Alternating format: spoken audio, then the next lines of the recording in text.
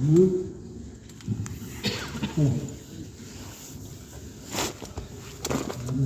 Seigneur. Alléluia, gloire à Dieu. Voilà, on est bien dans la maison du Seigneur. La Bible nous enseigne qu'il vaut mieux passer une heure dans les parvis de Dieu que 1000 autres ailleurs. Dans cette heure-là que nous allons passer dans la présence de Dieu, à travers des chants de cantiques, à travers de tout ce qui a été fait, de la musique, alléluia. Dieu est capable de toucher nos cœurs, et puis au travers de sa parole, parce que c'est marqué, alléluia. Il est dit que sa parole ne revient jamais à lui sans avoir fait un effet dans nos cœurs. Peu importe qui c'est qui la prêche, du moment que ce n'est pas un lion ce soir, mais Dieu s'est servi des hommes, alléluia, afin d'apporter le conseil de Dieu. Alors peut-être avec des mots cassés, je ne sais pas, peut-être des mots mal dits. Vous savez, le Saint-Esprit est capable de rendre clair ce qui n'est pas clair. Vous voyez, c'est les facultés de Dieu, ça. Les facultés de Dieu, c'est de démêler ce qui est emmêlé. Et puis bien souvent, on a des vies qui sont un petit peu emmêlées, nous, hein. Je parle en tant qu'homme, humain, homme, femme. On est un petit peu emmêlé à l'intérieur de notre cœur. Et le Saint-Esprit, lui, il a ces facultés-là. C'est de démêler tout ça.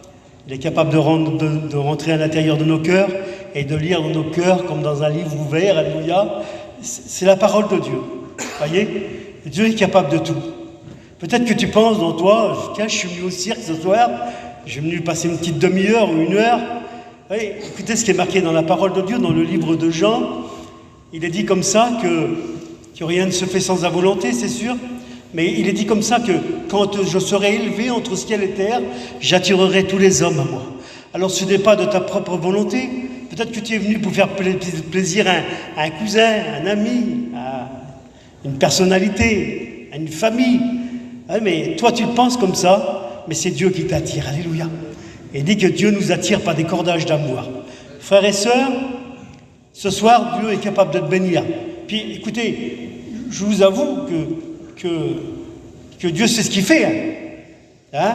Si nous, on ne sait pas trop ce qu'on fait, je vous avoue que lui, c'est ce qu'il fait. Hein? Voyez? Écoutez, moi, je ne sais pas trop comment il va faire le Seigneur pour nous bénir. Moi, je suis devant vous, là, puis je ne sais pas comment il va faire pour nous bénir, mais lui, moi, je suis convaincu qu'il va vous bénir. Alléluia. Il y a 43 ans en arrière, je ne savais pas, je ne connaissais rien. J'avais écouté de la parole de Dieu, j'avais lu la parole de Dieu plutôt. J'avais découvert la parole de Dieu en lisant la Bible. Je ne connaissais rien du tout. Je croyais que c'était un petit livre qui passait le temps. C'était simplement pour me passer le temps. Voyez, et j'ai lu ce livre-là, ce saint livre-là, alléluia.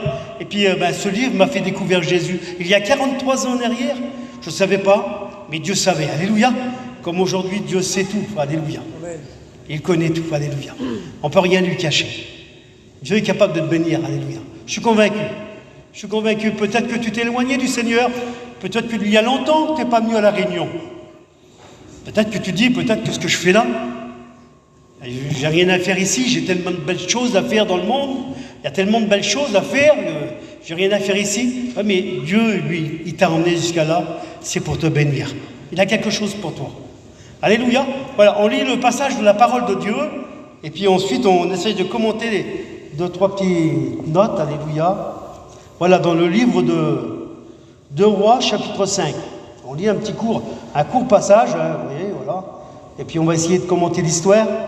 Voilà. Naaman, chef de l'armée du roi de Syrie, jouissait de la faveur de son maître et d'une grande considération, car c'était par lui que l'Éternel avait délivré les Syriens. Mais cet homme fort et vaillant était lépreux. Or, les Syriens étaient sortis par troupes et ils avaient emmené captive une petite fille du pays d'Israël qui était au service de la femme de Naaman. Et elle dit, à sa maîtresse, « Oh, si mon Seigneur était auprès du prophète qui est en Samarie, le prophète le guérirait de sa lèpre. » Naaman alla dire à son maître, « La jeune fille du pays d'Israël a parlé de telle et de telle manière. » Et le roi de Syrie dit, « Va, rentrons en Samarie, j'enverrai une lettre au roi. » Alléluia. On va prier le Seigneur. Alléluia. Là, j'aimerais que Daniel puisse se lever et prier le Seigneur. À toi la gloire, mon Jésus. Merci, mon Sauveur, pour tout ce qu'on a entendu en cette soirée, Seigneur Dieu, les expériences, les témoignages, mon Jésus. Les chants de cantiques, Seigneur Dieu, chantés à ta gloire. Seigneur Dieu, tu vois ton messager, il est devant toi, Seigneur Dieu. Je le remets entre tes mains. Gloire à Dieu, alléluia. Avec sa parole, Seigneur Jésus. C'est pas sa parole à lui, mais la tienne, mon Jésus, qu'elle puisse toucher les cœurs dans cette soirée. Tout ce que tu as mis sur son cœur, mon Père, qu'il puisse te porter avec toute ton autorité et toute ta puissance, mon Jésus. Prends tout en main, mon Sauveur, et à toi toute la gloire, mon Jésus. Gloire à Dieu, alléluia. Merci Seigneur. On dit Amen. Alléluia, gloire à Dieu. Alléluia. Jacob va dire ces mots-là. Il va dire ces mots-là, je les ai marqués un petit peu, vite fait, au hasard. C'est là que l'on peut rencontrer Dieu. C'est pas ailleurs, ce soir. C'est là que tu peux rencontrer Dieu. Alléluia. Voyez, il y a eu quelque chose qui s'est fait là. Quand Jacob a dit ces mots-là, il y avait la présence de Dieu, et Jacob pouvait dire ces mots-là. Il y avait Dieu, et je ne le savais pas. Voyez, Dieu avait fait un impact dans le cœur de Jacob. Et bien ce soir, Dieu est capable de faire un impact à l'intérieur de ta vie. Alléluia. Je ne sais pas comment quelle est ta vie, voyez, mais je sais que Dieu est capable de le faire. Alléluia. Voyez, nous avons lu un court passage de la parole de Dieu. Là. Il y a, je ne sais pas si vous avez fait attention, il y a deux situations compliquées. Il y a Naaman, c'est un général en chef, c'est un homme qui est fort et vaillant, c'est un homme qui est merveilleux aux yeux des gens. Le roi, il a la considération de son roi, et puis son roi compte sur lui. C'est un homme qui est formidable. C'est un homme que les gens le considèrent. C'est un homme qui est bien vu aux yeux des gens. Il a délivré Israël. Il a délivré le pays de la Syrie plutôt. C'est un homme qui est formidable. On l'aime, Naaman. Vous savez, la vie nous apporte des fois des drôles de situations. Il y a une situation là, quand on voit au préalable, quand on voit Naaman, le général en chef, là, l'homme à qui on peut tout lui dire, l'homme qui est capable de délivrer, l'homme sur lequel on peut compter, il y a cet homme-là qui est là, c'est le meilleur en Syrie. On ne trouve pas le meilleur, le plus grand, le plus fort, le plus beau. C'est celui-là que les gens, on les regarde fixés sur lui. Vous savez, la vie est comme ça, bien souvent. Un matin, elle va se lever. J'essaye un peu d'imager l'histoire pour essayer de vous la faire comprendre. J'ai quelques minutes à vous accorder dans la prédication. Vous savez, il y a un matin, des fois où on se lève, et c'est un petit peu l'histoire de Naaman. Naaman, sa vie était belle. C'était un homme formidable. Et puis un matin de bonheur, vous savez, comme tous les hommes, ou toutes les femmes, on est là, on se lève, on va prendre notre douche, on est dans la salle de bain. Ça se fait tout seul, ces choses-là. Vous savez, il y a des situations qui se font à l'intérieur de nos vies, ou dans nos cœurs, où c'est vraiment des fois compliqué, où on n'a plus de solution. Je ne sais pas si vous comprenez. Et puis, Naaman, lui, il était là, il avait une belle apparence. C'était formidable. C'est un homme qui était formidable. Et puis, aux yeux des gens, bien souvent, on a une belle apparence. Et puis, on se lève le matin de bonne heure, comme ça. Et puis, il y a une petite tache de pas grand-chose. Il y a une petite tache de pas grand-chose. Et puis Naaman, lui, peut-être que sa vie a été comme ça. Un matin, il s'est levé, et puis il s'est regardé, et puis il y a eu ce problème dans sa vie. Il y a eu cette difficulté sur sa chair, sur son corps. Et puis Naaman, il est tombé malade, il a attrapé cette lèpre, la lèpre qui nous représente le péché, que tout le monde a, frères et sœurs et amis. Il n'y a pas d'exception. Il est dit que l'homme et la femme sont pécheurs et sont privés de la gloire de Dieu. C'est la parole de Dieu. Mon ami, c'est la parole de Dieu, c'est pas un homme qui peut le dire. L'homme et la femme sont privés de la gloire de Dieu à cause du péché, à cause de la lèpre. Et puis Naaman, lui, un homme formidable, aux yeux des gens. Quand il a été dans sa chambre, là, voyez, et puis qu'il se regardait le corps, et ben il avait cette lèpre qui lui recouvrait le corps, qui recouvrait son corps. Puis, je m'excuse, mais voyez, il y a ces situations qui sont là. Et puis, je vous avoue qu'elles sont là dans nos vies, bien souvent. Il y a de ce sort de situations à l'intérieur de nos cœurs ou à l'intérieur de nos vies où il n'y a pas de situation, où il n'y a plus d'issue. Il n'y a pas d'issue. Et puis je vous avoue que Dieu peut intervenir. Alléluia. Il est dit qu'il y a des situations, mais Dieu travaille au travers des situations. Dieu sait tout, frères et sœurs et amis. Dieu connaît tout. Je vous ai dit tout à l'heure qu'il est capable de lire dans notre cœur comme dans un livre ouvert. Il connaissait Naaman. Il le connaissait. Il y a cette situation-là où Naaman est malheureux à l'intérieur de son cœur. Il ne le montre pas aux gens. Il peut peut-être qu'à l'intérieur de ton cœur, toi, tu fais une belle figure. Tu es quelqu'un de bien, on te considère. Tu fais partie de la famille. Tu es un homme formidable. Tu es une femme formidable. Mais à l'intérieur de ton cœur, il y a ce péché qui te ronge, cette maladie qui est à l'intérieur de ta vie et qui te fait peur et qui te ronge tous les jours, comme Naaman. Il est dit, la petite histoire nous dit que Naaman avait été en Israël et puis que là, il avait pris une petite fille. Une autre situation, frères et sœurs. Une autre situation, avec les mêmes complications. Une autre situation, et puis certains vivent d'autres situations à l'intérieur de leur cœur, au niveau de l'angoisse, au niveau de la misère, au niveau des problèmes familiales, problèmes de travail, problèmes de situation, problèmes de foyer, où on n'arrive plus. Ce sont des situations, ça, frères et sœurs et amis. Problèmes de maladie. Peut-être qu'il y a une maladie à l'intérieur de ton corps qui te ronge, puis que tu voudrais bien, toi, être comme tout le monde. Tu voudrais bien apporter un peu de bonheur dans ton cœur. Naaman, il avait cette situation-là, lui. Il paraissait être bon, mais à l'intérieur de ton cœur, il n'avait pas de bonheur.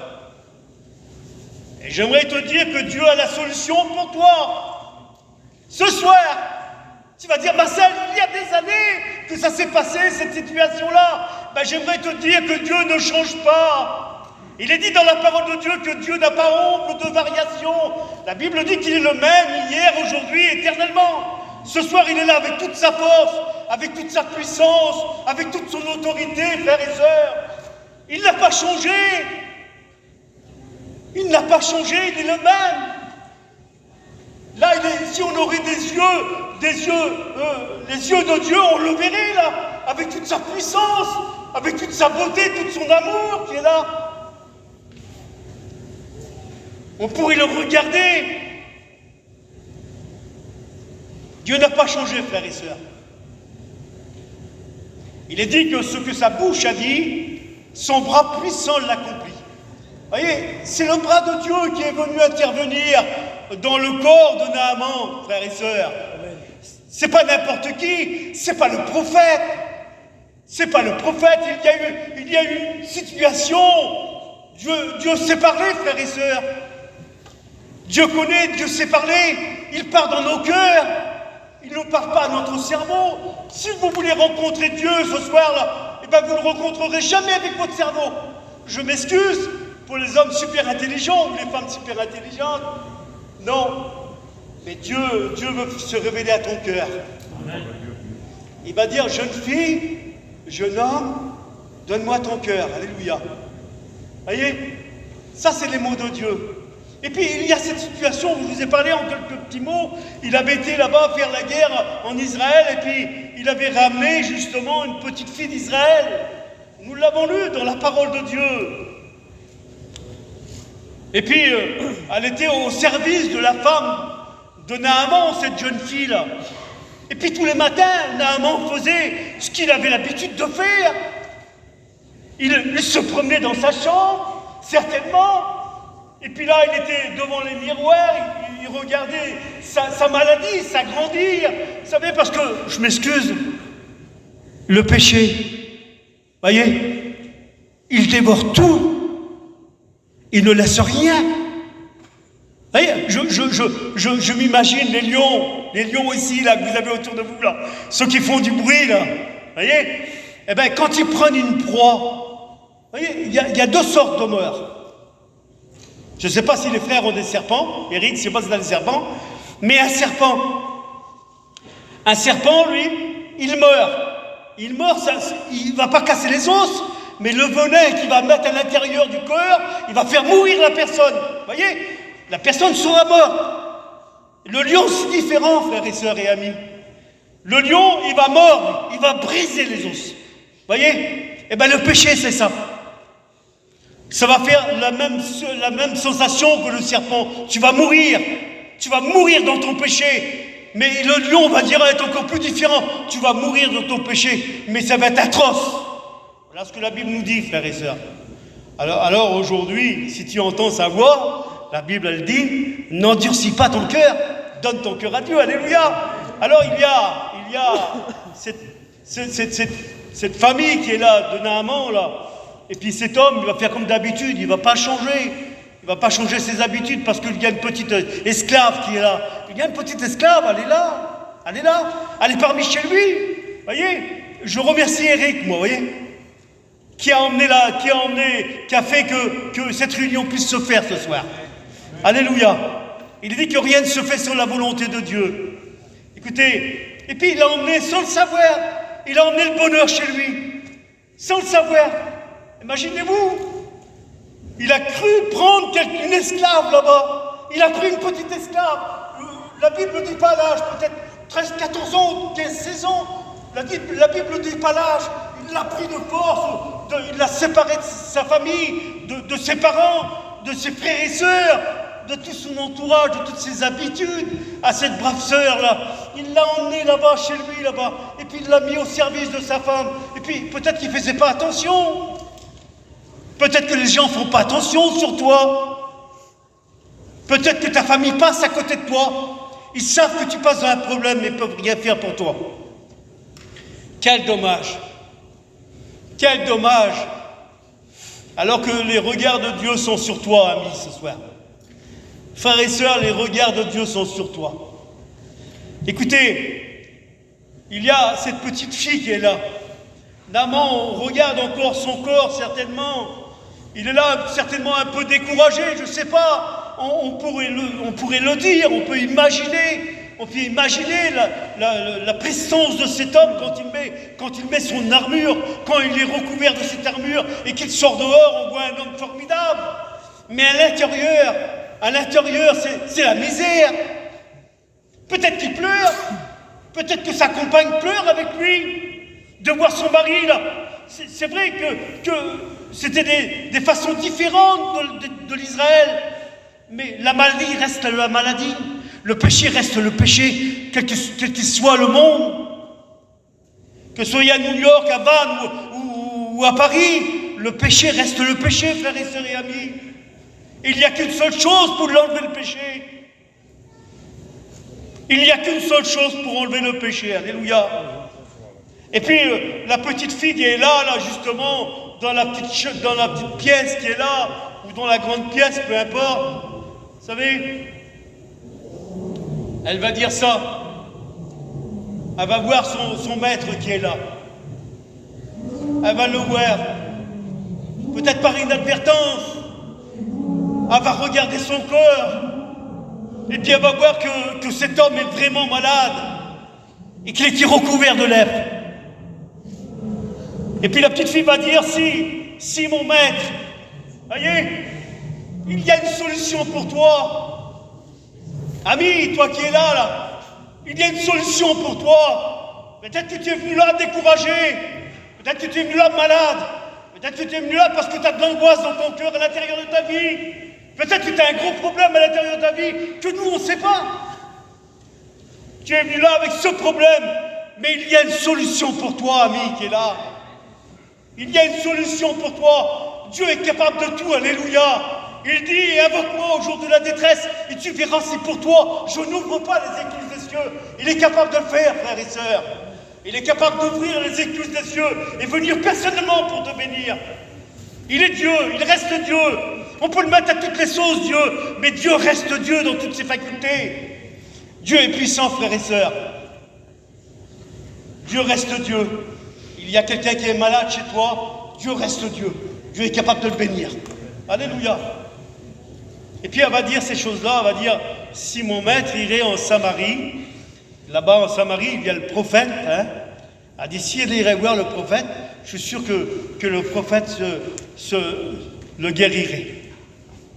Et puis un petit peu plus bas, vous savez, la vie c'est comme ça, la vie d'un chrétien, alléluia. Vous voyez, le général Naaman va prendre en considération. C'est une esclave. Elle aurait pu dire, elle aurait pu penser ou dire, il m'a enlevé de chez moi, il m'a séparé de ma mère, de mon père, de mes frères et sœurs, de mon pays, de l'habitude où j'étais, ou avec mes amis où j'allais. Elle aurait pu penser autre chose que du bien pour cet homme-là. On aurait pu dire, eh ben, il est malade, il a la lèpre, eh ben, il va mourir avec sa lèpre. Oui, mais un chrétien, c'est pas n'importe qui, frères et sœurs. Un chrétien, mes frères et sœurs et amis, c'est pas n'importe qui. Alléluia. Peu importe l'endroit, peu importe la situation, justement, un chrétien reste un chrétien. Je vous l'avoue devant Dieu, c'est vrai, c'est pas par ses propres forces à lui, mais parce qu'il est animé du Saint-Esprit, et parce qu'il a donné sa vie à Dieu, alléluia, il reste un chrétien. Et la petite fille, malgré qu'elle était loin de chez elle, je crois c'est 700 ou 750 km de chez elle, parmi les étrangers, parmi tout ce vilain monde qui est autour d'elle, elle reste une chrétienne à part entière. Et vous savez ce que dit la Bible? Elle dit la Bible, écoutez-moi, elle dit la Bible, je vais terminer, je ne vais pas rester bien longtemps, elle dit la Bible que vous êtes, vous frères et sœurs et amis, non, frères et sœurs, vous êtes des lettres écrites, alléluia. Et le roi va dire pour confirmer la parole de Dieu, j'enverrai une lettre là-bas. La lettre, elle était là, la lettre. La lettre, elle était là. Elle était parmi eux, la lettre écrite. Elle était grande ouverte, la lettre écrite, elle était là. Derrière Naaman, derrière la famille de Naaman, devant le roi, elle était là, à côté d'eux.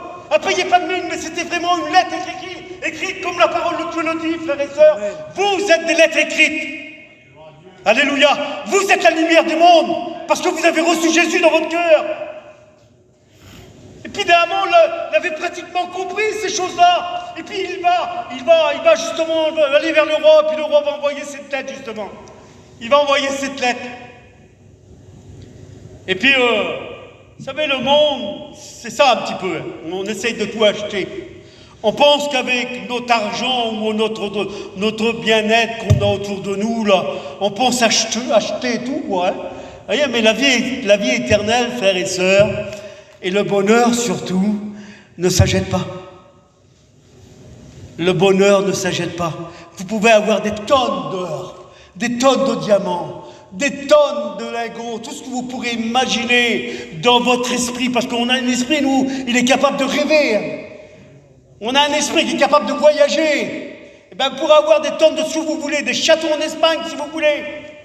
Voyez? Mais le bonheur ne s'achète pas. Le bonheur se trouve en Jésus, alléluia. Le bonheur se trouve dans la parole de Dieu. Et là, il y avait la parole de Dieu. Elle était là, elle était derrière eux. Et puis elle avait prêché, elle avait témoigné, elle avait chanté que l'amour de Dieu.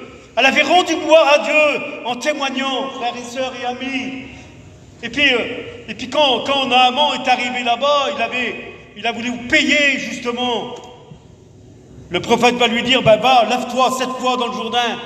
Et puis il va commencer à, justement. Puis bien souvent, c'est dommage que c'est comme ça, frères et sœurs. C'est dommage qu'on agit avec des cerveaux d'hommes et de femmes. C'est dommage qu'on réalise humainement. Si on réaliserait spirituellement, comme la parole de Dieu le dit, eh bien il y a longtemps que tout le monde serait sauvé. Vous avez besoin de la grâce de Dieu. Vous avez besoin de vous tourner vers Dieu, comme Naaman. Mais malheureusement, vous êtes comme Naaman. Malheureusement, vous êtes comme Naaman, avec des pensées différentes. Dieu a une bonne pensée pour vous. Il veut vous sauver. Dieu vous tend la main ce soir, frères et sœurs et amis. Dieu vous tend la main. Voyez? Et vous avez les mêmes pensées que Naaman. Vous savez ce que va dire Naaman? Il va regarder le Jourdain qui est là, un petit peu vexé, parce que quand on est d'une position supérieure, on pense qu'on est plus grand que les autres. Parce qu'on a mieux que les autres, on pense qu'on est beaucoup mieux que les autres. C'est ce qu'il pensait Naaman. Il va le dire, moi j'ai des fleuves aussi là-bas, chez moi là-bas. J'ai le Parpa, j'ai l'Albana, j'ai tous ces fleuves là qui sont là-bas. Et puis ils sont beaucoup plus beaux que le Jourdain. Pourquoi moi je vais me baigner dans un ruisseau pollué là? Voyez? Alors que là-bas, moi j'ai des fleuves. J'ai le Parpar. C'est des fleuves terribles. C'est des fleuves où on peut largement se baigner. Et puis toi, tu veux me faire plonger 7 fois dans le Jourdain. Voyez? Le message de Dieu, frères et sœurs et amis, le message de Dieu ne s'arrête pas justement à la pensée humaine. Il va beaucoup plus loin que ça. Le message de Dieu veut toucher ton cœur. Il ne veut pas simplement toucher simplement ta vie, la vie de passage.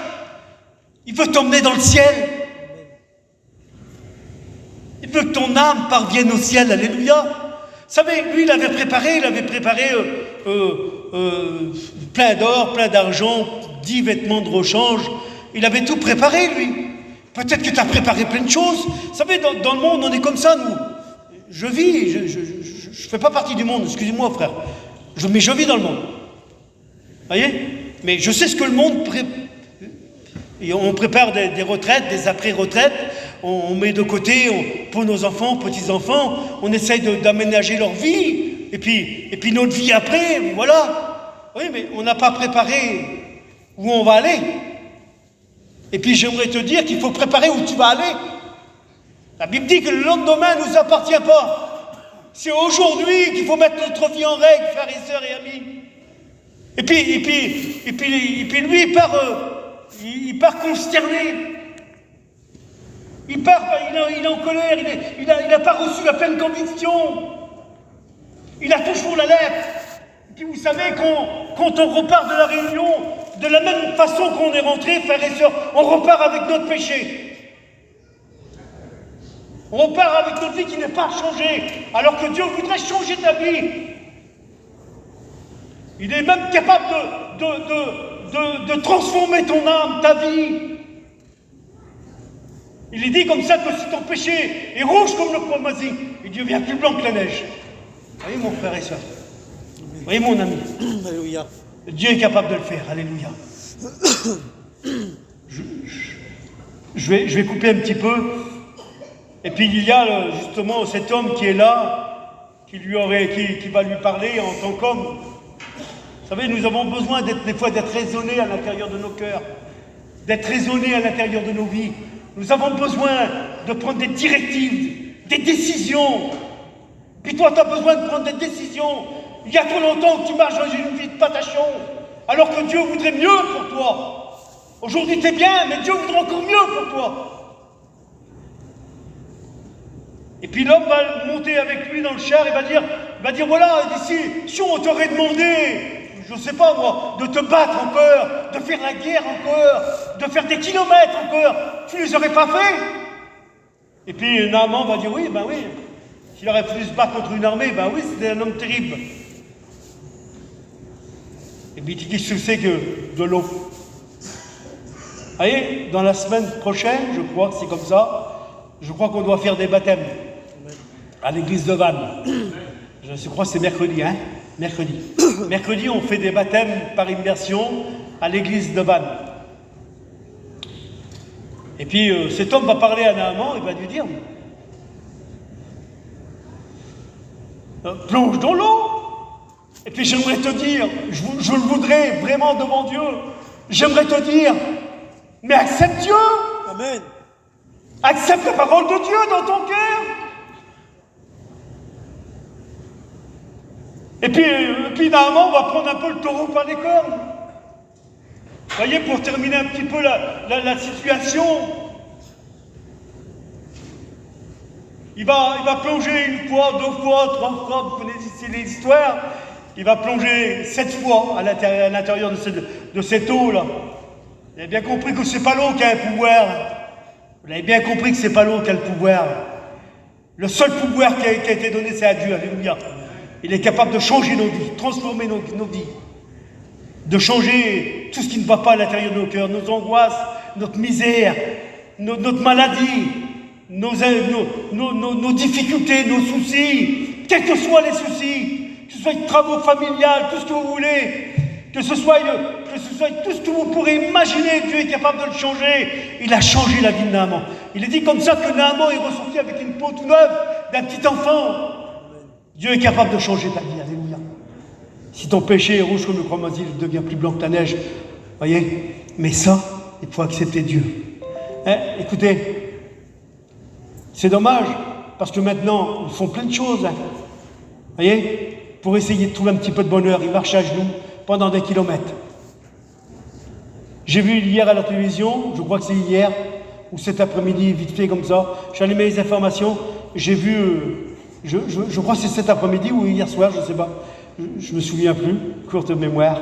Et puis j'ai vu là des hommes et des femmes qui sont à genoux là, et puis qui disent sauver notre France, sauver la France. Et pour sauver la France, on ne peut pas le faire à genoux, frères et sœurs. Si vous voulez être sauvés, il faut donner votre vie à Dieu.